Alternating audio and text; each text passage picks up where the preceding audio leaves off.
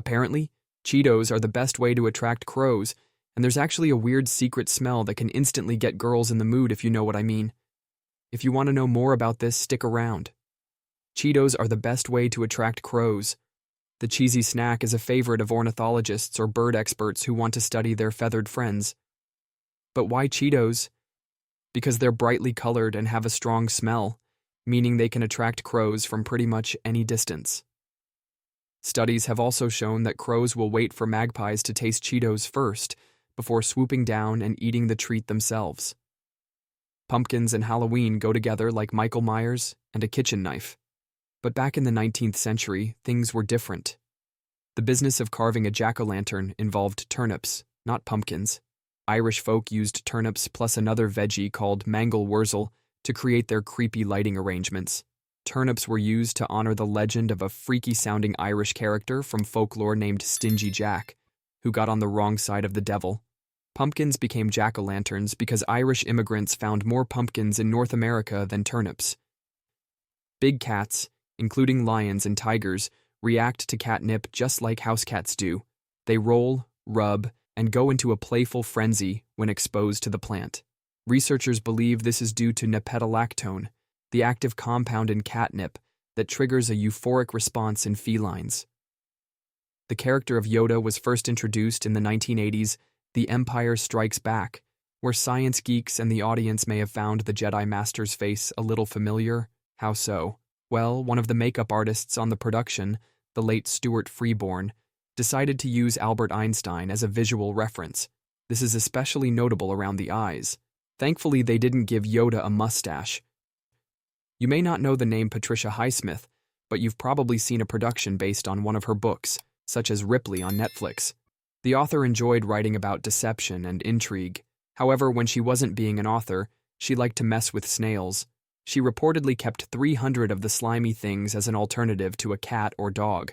Why snails? Highsmith found them resilient, not to mention easy to look after. Naturally, snails appeared in her stories too. Polar bears hibernate for a long period, for which they need to be prepared. This includes adding extra weight, 400 pounds of weight to be precise. That's the equivalent of a lion or a motorcycle. While it sounds extreme, remember that they need to sustain both themselves and their babies through their vital fat reserves. A bear can lose as much as a third of its body mass while in hibernation, so it needs to stock up on those juicy fish. In 17th century Europe, people used to keep their farts in jars. Yes, you heard that correctly. People did this for medical reasons, thinking that by opening the jar and inhaling the awful stench, they would avoid catching the Great Plague. Back then, doctors believed in the power of miasmas, or unpleasant smells, not only in spreading diseases, but also in fighting against them. By their warped logic, farts beat plague every time. We have a mailman to thank for Hass avocados, or at least the ones we enjoy today. The individual in question was postal worker Rudolf Hass, who worked in California in the 1920s.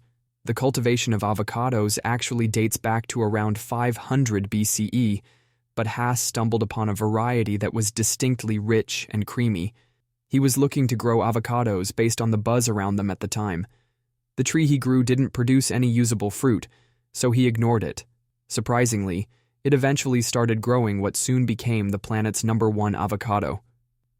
Did you know they had customer service back in 1750 BCE?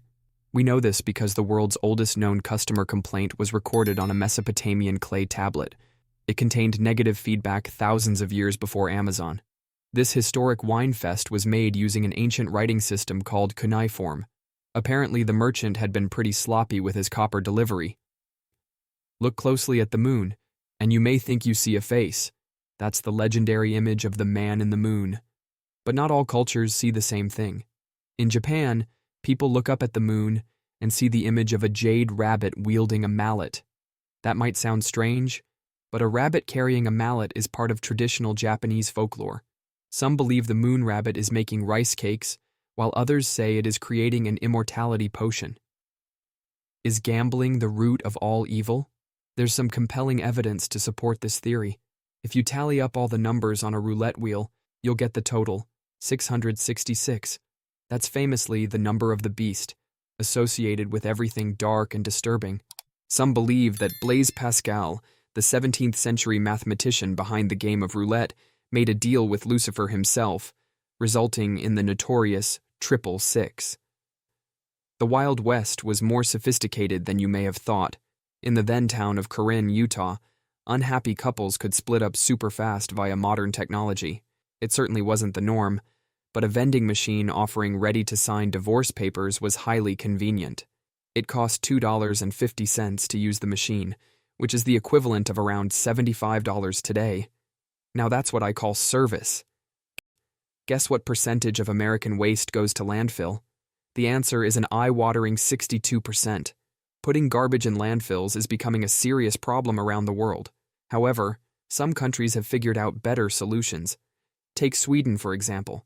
The percentage of waste they send to landfill is an incredibly low 1%. They make the rest of the planet look like a bunch of meatballs. If you ever have trouble making yourself understood in a different country, you might want to use the word huh. Huh is a recognized expression across the globe, as revealed in a scientific study in the early 21st century. You might not be able to have a full conversation with it, but at least people will know you're confused and in need of help. Brunch started out as a British tradition in the late 19th century and was suggested by a hungry man named Guy Beringer. It had a very specific purpose. It was meant to be eaten after sleeping off the effects of a Saturday night party. In other words, it was a hangover cure. Brunch became a healthier alternative to the traditional gut-punishing lunches that some people ate on Sundays. To unfriend someone is a term associated with modern social media, right? Wrong. The word actually dates back to 1659. That's right. I'm talking about the 17th century here. Even more amazingly, it was used by a clergyman from the Church of England. I wonder who he unfriended. The term jaywalking was pushed by the automobile industry in the early 20th century to shift blame onto pedestrians. Jay was a slang term for an inexperienced person, making jaywalker sound like someone foolishly walking in the street. The U.S. government funds Braille versions of popular magazines through the National Library Service for the Blind, ensuring visually impaired readers have access to the same content as everyone else.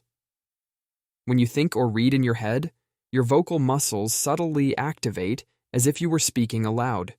This phenomenon, called subvocalization, helps with comprehension and memory.